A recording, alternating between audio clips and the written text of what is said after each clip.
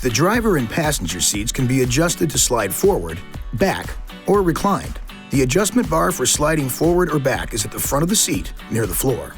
Pull the bar upward and you can slide the seat either forward or back. Release the bar once the seat is in the desired position.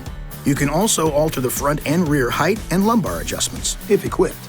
You'll find the height adjustment levers on the center outboard side of the seat. The front lever adjusts the front edge, and the rear lever controls the back. To raise either side of the seat, lift the appropriate lever with zero or minimal weight applied to the seat cushion. To lower either side of the seat, just lift the appropriate lever and apply weight to the cushion. The recline knob is on the rear outboard side of the seat. To recline the seat back, lean back, rotate the knob toward the rear to position the seat back as desired. To return the seat back to its normal upright position, lean forward, rotate the knob forward until the seat back is in the upright position.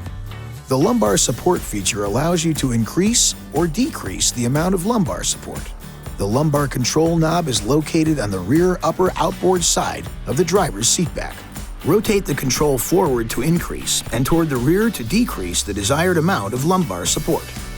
The armrest height adjusting rotating knob is located underneath the front of the driver's and passenger's armrest.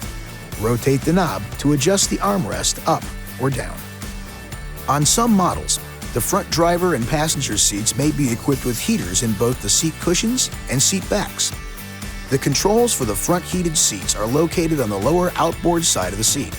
Push the switch once to turn on the heated seats. Push the switch a second time to shut the heating elements off. This video is not intended to take the place of your owner's manual. For complete details and other important safety information, please see your owner's information.